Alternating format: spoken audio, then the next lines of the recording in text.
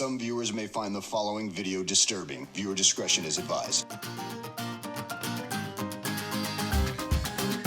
Hey everybody, welcome back to the channel. So as kind of a continuance of our advisor series, I've asked a really good friend of mine for a lot of years, Steve Juetten, to join me on today's show.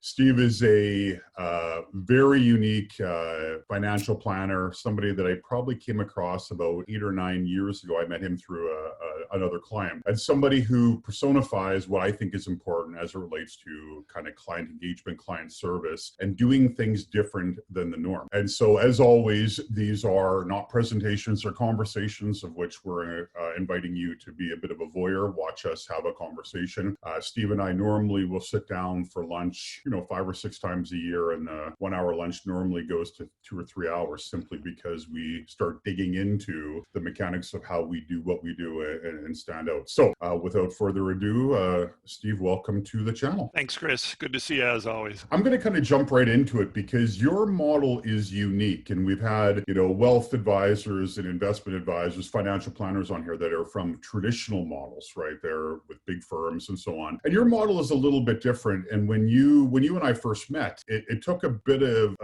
time investment on your part for me to understand. Yeah, that's because you're not a very good student. Well, you know what they say, those that can do, those that can't teach. Hello. And so tell me about the fee-only model and how that kind of came to be in your practice. Sure. The whole point of fee-only is to eliminate as many conflicts of interest between the advisor and the client as possible. It's as simple as that. And what's the benefit to the client is that the client never needs to wonder who's paying the advisor. And because we are a fee-only advisor, the only people that pay us are our clients. We don't sell products other than a few books once in a while, and we don't get commissions. And so if our advice to a client is to do A, the client can be assured that the only reason we're suggesting A is because it's in their best interest. So they're paying you for your time to develop their plan and to kind of help them activate their plan, but you work for them. You're not working for the commission off a back end. Correct. We get no commissions at all.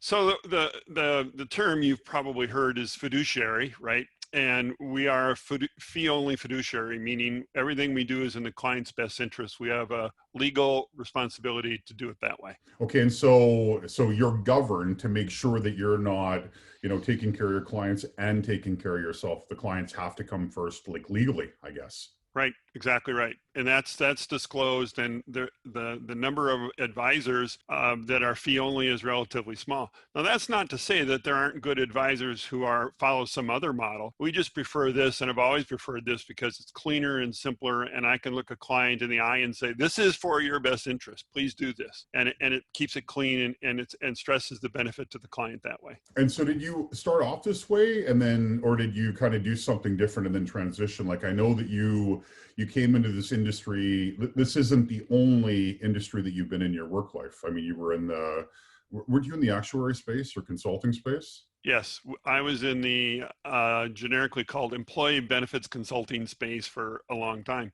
But I started out this way when I started my firm now 20 years ago as a fee-only advisor on purpose. I did my research, and when I looked at what the options were out there, this is the one that fit me best. And another way to say it is that I felt the best about what it is that I was doing based on giving fee-only advice. So we've always done that for 20 plus years. Did you want to insert your actuary joke here just to offer a little bit of comedic relief? For all of the actuaries that are no doubt watching this. So, okay, Chris.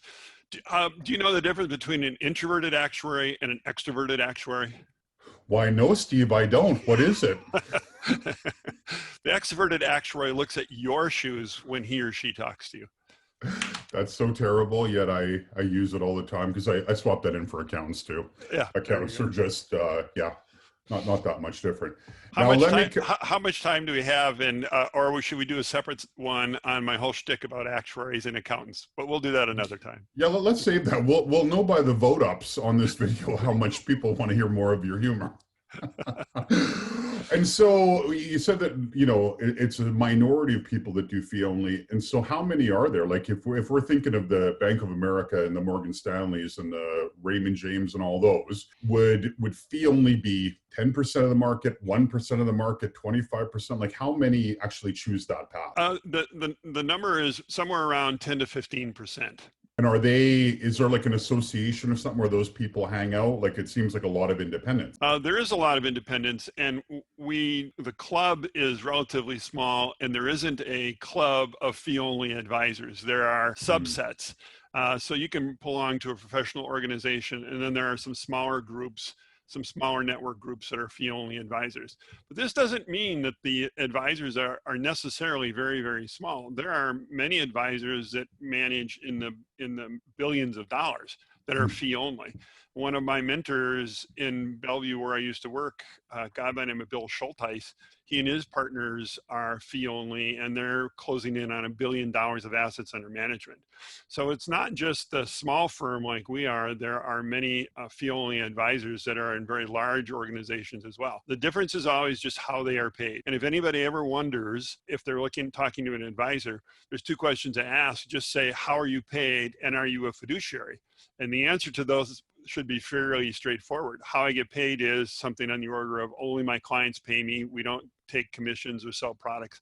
And I'm either a fiduciary or I'm not. That's a yes, no question. With a traditional advisor, and just kind of walk with me through, like a traditional firm, they would charge an AUM, right? So maybe 1% of AUM. Do they also theoretically get commissions on the back end as well? Yeah. Oh, so they kind of there's two ways that they get paid. There's multiple ways. So a dirty little secret most people don't know in the industry is that if you work for one of the traditional firms, people get paid as perhaps a percentage of their assets. They also sell products like insurance products. And then they're also paid incentives by for example, the mutual fund companies to pump the latest, hottest, greatest, whatever. And if you're a traditional advisor, you've got at least 3 sources of income from that. And here's the kicker. Here in the United States, the advisor doesn't have to disclose any of that. Oh, you're kidding. Because in Canada, the statement will show everything that the advisor makes and how they make it. Well, it will show the percentage for assets under management here in the States, but it doesn't have to show the incentives. It doesn't have to show the commissions that they get. There are levels of incentive that go with it. And in our industry here in the United States, that's one of the dirty little secrets. And they don't have to tell you. If you ask an advisor at Wells Fargo or B of A or Merrill Lynch or wherever, they don't have to tell you, and they in fact cannot in most cases, because Merrill Lynch or Wells Fargo or whoever doesn't want to disclose that. What type of person seems to be drawn to a fee-only advisor or a planner? Would that be somebody who might have been in the traditional model? Would it be somebody coming in for the first time? Like, what are you seeing? The majority of fee-only advisors have worked under a traditional model, and then they decide that they want to evolve into a different approach. I'm fairly unusual in that I started my own firm. Most people who get into this work for somebody else and kind of learn the ropes, and then they become fee only in one shape, form, or another. So it's fairly unusual that way. Most people come into it by working with one of the traditional firms. Okay, and what about on the client side? Would the clients that are coming in, have they been clients of traditional firms, or are they brand new and price sensitive, or what are you noticing there from a dynamic point of view? Well, the vast majority of clients have worked with somebody else. They've worked in a traditional model and found it unsatisfying. Now, the new generation, the millennials, the late millennials or the early millennials, are much more aware of and sensitive to the fee-only model. There are more technically astute. They tend to be a little bit more educated. But the traditional people that we work with, which are people basically within 10 years of retirement or in retirement, many of them have worked with a traditional advisor before and found it unsatisfying. Well, it's funny you mentioned that, because you and I have known each other for a number of years. And one of the niche markets that you both target and have cornered are people that are in that last 5 to 10 years towards retirement or in retirement. When the traditional model, not to be nastier than nasty be, but advisors, in a traditional model, once they see clients starting to draw down on their portfolio, right? And stop kind of feathering the nest, but actually start pulling the nest out. That client becomes less attractive. And so, you know, a new client going up compared to one going down, I notice even with people I know that as they go into retirement, their advisor becomes less responsive, where you target almost, you know, the orphans, for lack of a better term, the people who kind of get forgotten, and they're lucky if they get their yearly call from the advisor. And so why that? Because I've always thought that a bit odd. Well, the 5 years before you retire and the 5 years after you retire. So think of that as this 10-year block of time. Those are extremely perilous times. You're switching over from having an income to no longer typically having an income, and then needing to manage that as the amount of money starts to go down for withdrawals. So it's actually the most difficult time. People are drawing down savings, and they're changing their income, and that's a difficult transition. And based on my earlier work as a consultant, that's an area where we bring the greatest value. And ironically, just as you said, Chris, just as the traditional advisor may be losing interest in those people, that's who we target. That's really where it is, our sweet spot is. And the feedback we get from clients about that part, because it's a perilous transition. Now, Chris, I've forgotten, you're 29, 30 now, I can't remember. 30 with the gray hair and my Okay, and my Grizzly Adams spirit. See, I know who Grizzly Adams is, so you know how old I am. So that may seem like a long way off, but for people that are getting close to retirement, that 5 to 10 years before and in retirement, that's a very scary time. None of us have ever done it before. And I like to use the analogy of you're standing in a long hallway in a hotel that you've never been in before, and you're walking down this hallway, and you have to turn off and go into one room or another, and you've never been in that room. It's a very scary time. You know, you can look back and you see everything that you've already done, but going forward, knowing you're going to have to turn because you can't go forever, that's a very perilous, scary time. So we tell people that the 3 secrets to retirement success are where you live, what you do, and who you do it with. And in order to do that, you have to have your financials in order. And that's where we step in. That's our greatest expertise, is during that period of time, during those sort of scary, perilous times. Well, and I guess there can be a lot, like right now, as we watch these markets kind of shaking like an earthquake, you know, the traditional advisor, what's the spiel is, hey, we've seen this before, and, you know, we got a long track, don't worry about it. Well, number one, I call bullshit. You haven't seen it before. None of us have seen this before. And number two, what I would guess is somebody 5 to even 10 years out from retirement, that runway in their mind all of a sudden is very short. And so there's probably not a lot of room for mistakes. Like, you have to be pretty tight, I would assume, on the plan. What are you seeing even with your clients right now that are maybe getting close to retirement? What are you noticing, or what are you hearing from them? Like, are they freaking out? So there's 2 groups. Let me answer that in 2 ways. People that are not our clients are freaking out. It's an oh my gosh moment. We've not seen this before, and what am I going to do? And for some people, they may even be losing their jobs. Now, we work exclusively with professionals, but even professionals are losing their jobs or having their pay cut. Ironically, one of the groups is healthcare professionals. We have several doctors because they are not doing elective surgery, for example. They're not having as much money. I have a client who's an anesthesiologist, and she's gone from full workload to about 1/10 of that, believe it or not. So it's a perilous time, and for those people that are not our clients, it's really a freaky time, because as you well know, markets take a long time to come back, all those other kinds of things, and that's a very difficult decision. So we're getting many calls from those. Now, I like to tell people that our clients are concerned but not worried, and they're concerned because how can you not see a drop in the market the way we've seen it, and the healthcare concerns, and not have some sort of a reaction to it. But they're not worried because we have a plan, and we have spent most of March and April saying we have a plan. Stick with the plan. It's good. We know what it is that we're doing. Stick with the plan. And if I may interject, Chris, here, we get so many so many of our clients that have reached out to me and said, "Thank you, Steve," or "Thank you, team," and here's my favorite story. We have a client, husband and wife. They retired 2 years ago, so they would really be in that perilous time. And he said to me, "You know, Steve, my wife and I, Janet, we." Every night we go out and sit on the deck, and we have a glass of wine, and we toast you. because if we had not been working with you, we don't know what we would do here. We would be just so panicked. And because we have a plan in place for him, he's able to sit there, and he and his wife, and feel good about it and know that we've got things taken care of. And they are concerned for the world, but they're not worried about themselves. And that's really the reason we focus on this group of people, these people that are within 5 to 10 years of retirement and then after retirement. That's our sweet spot. That's what we do really well. And so when people, and you're just kind of doing the compare and contrast to the traditional model, when people go into retirement, their equity kind of revenue must shift in their portfolio. Like, when do you start kind of tacking the sale?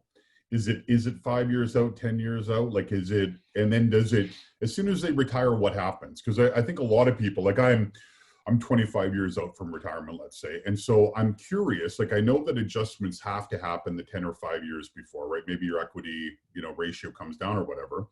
But when they retire, are they just drawing down income? Or are they trying to make it income off dividend? Like, what's kind of the mindset the day, okay, I'm no longer working anymore? Great question. Thanks. So let me take that in two parts. First, it depends, because everybody's situation is truly different. So for example, if you're one of the lucky few here in the States and you still have a traditional pension, or if you, for some reason or another, you have other sources of income for some reason or another, we call those income floors. So everybody's income floor is different. And here in the States, obviously Social Security is one of the income floors. So everybody's got at least one, which is Social Security. But you might have an annuity that you bought before you worked with us, because we don't like annuities. But you might have a pension, something like that. So we take into account what your income floors are first. And then we start working on the asset allocation, which is what you're talking about, Chris, which is the mix between equities or stocks and bonds. And we start that at about 5 years. And the reason is, those are the critical years. So imagine if you were going to try to retire in 2 years from now and you had not changed your asset allocation. You could have seen, and still might see, the equity portion cut in half or 40% or something like that. So we actually start about 5 years out, and we start drawing it down accordingly and changing the asset allocation. Now again, every situation is different, but at about whatever your retirement age is. So what's the retirement age in Canada? It's 65. 30s. So 65, we'll just use that as an example. So at 65, by then we have a plan in place. We've got the investments in place. So there are no surprises.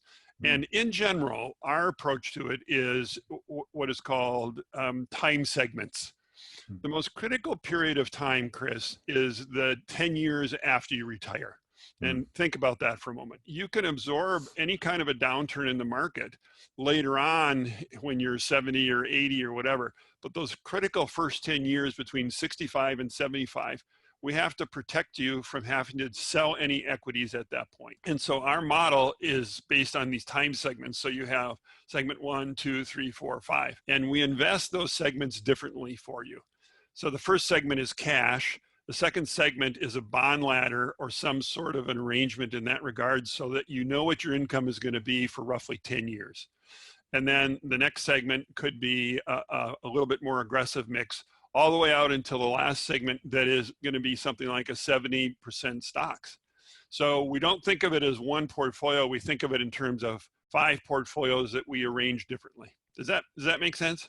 It does, but and from a runway perspective, so the first 10 years, is that so that any kind of variances in the market are not going to mess with your head when you've retired? Like you're just buying yourself more runway for, even with equities, we might have a crappy decade, but we've got 20 or 30 years for that to run. It's twofold. It is a time during which, remember, you said it earlier when we started, you actually don't have a loss until you sell something, right? Right. So we want to prevent people from needing to sell anything in the first 10 years of their retirement. That's the critical 10 years. And but mentally, which is the other part that you're suggesting, it's so comforting to know that you don't need to do anything. You can listen to the news or not. It doesn't matter, because we're not going to do anything. We're not going to sell any equities. Right. And ironically, of course, that bonds and stocks generally work in opposite direction. Generally, they're not correlated. They're the least correlated of the assets. Hmm. But the idea is we're going to protect those first 10 years. And there's a technical term for this. It's called sequence of return risk. And what if people are interested in it, there's lots of academic research that shows this. Again, the first 10 years, you want to avoid having to sell any of your equities. And that's the reason we've got it set up that way. And a way to think about this is just as you suggested, Chris, in 20 years, even if we have a crappy decade, in 20 years, well, let me put it another way. There has never been a 5-year period during which equities have not gained. Right. So what I'm thinking, like I know a handful of retirees, and that transition's emotional. And so, aside from it being probably good portfolio philosophy, they're trying to figure out their new norm. And if financials are weighing on them or, freaking them out, that just probably adds to the baggage. It does. It's extremely painful for people. And again, my story of the client who sits out on the patio and has a glass of wine. It is the hardest transition in retirement, believe it or not, is one of mindset. Mm-hmm. And like you and me, Chris, we've worked our whole lives, right? And now all of a sudden you're going to turn off the waterfall. You're going to turn the spigot off. That's a huge change. And not only that, there's some other things that go with it, like how do you spend your time? Who do you spend time with? So if you work in a traditional job, many of your friends are no longer going to be around, and depending on how much you work, you're going to spend 30 or 40 hours a week working. All of a sudden that gets shut off. So there's lots of transitions that are going on, and we don't want people to have to be worried about their money during that period of time. So a good plan takes that into account, and it assumes that what's happened now is going to happen tomorrow. So if you're going to retire at 65, our assumption is that at 65.1, we're going to have a market downturn, and take that into account. I don't like to be right, but as you and I know, these come around, some sort of a correction comes around about every 10 years, and plus or minus, right? So we always assume that it's going to occur the day after you retire. So Chris, I'm just telling you right now, I'm going to predict the future here. The day after you retire, we're going to have a market downturn, okay? Just to give you a heads up. Perfect. Well, I read something recently that talked about preparing for retirement. You need 3 things. One is you need something to do. Number 2 is you need someone to love. And number 3 is you need something to look forward to. And if you have those 3 things, you're sorted. But going back to your long runway, what's also interesting is even when you started in the business, the runway for retirement has gotten longer. And some people may be retired longer than they actually worked, right? So their time in. And so that must have shifted even for you in your practice by going, people aren't living to 78 or 82, but some are living 85, 89, 90. They're assisted living homes. Like there's all these new dynamics that are coming in for people that must play a role in how you've evolved over the last 20 years. Very astute of you. Yes. It's interesting coming from the actuarial world. I was acutely aware of the actuarial tables. And just to give you an idea, we have always planned for retirement lasting until 95. And we even have some clients now that are saying assume 100 for a whole variety of reasons. Now, I can't tell you specifically how it's going to play out for you, but I know we need to plan for it. So we have evolved to being much more longevity oriented. And even though in the United States, the average lifespan for an American male is 84 and for a woman it's 86, but that's average, remember. And the downside of missing that. So if we plan for you to die at 84, and you live to 95 without money, that's a crappy life. So now our plan takes into account the assumption that you're going to live to 95 or even 100. How long are you going to live? I was just about to ask you that yourself, Chris. Given your lifestyle, what do we think? Well, I think that, I keep the whiskey, it keeps the arteries lubed, and the cigars I've heard actually fends off corona. So I'm going to say probably decently till 90. And then by then I should be able to buy replacement parts. So maybe like 140. Ish. I like it. I like it. Now, the part of it that is interesting is your mind, though. You're going to need to buy a replacement mind. A lot of people would argue I should have done that 20 years ago, and so we're probably overdue for an OS update. Yes, exactly. At the very least, never mind. We're going to get off on that one. At the very least, we need more tolerance from those around us. So luckily, we both married well. Okay, listen, I know your time is short, but I always stick guests of this show on the hook. And so if people have questions, what I'd like to do is put your contact information down for you and your team, and some links. You've written a couple of books that are really good and kind of fundamentals for people to increase their financial literacy, especially when they're deciding what type of advisor, planner, wealth manager that they might best fit with. And I think those books both kind of really illustrate you and your team on how you do things. So I'm going to put that down. I'm going to ask for your permission to answer those questions if people have them. And even if you say no, I'm still putting your contact information. So they're going to call or email you anyway. And thanks. We need to do another segment because we need to talk about kind of some of your fishing techniques and your love for crab and a real abnormal infatuation with going and getting your lunch out of the old Pacific Ocean. I always love the fishing story, so we might have to do one on that too. I'm happy to, and you promised me that you'd go out with us this year, so we're. I promise I'll swim across with my mask. I'll put on my friggin' snorkel and I'll make my way over. I don't think I'm allowed in the U.S. right now. I think we've locked each other's borders down.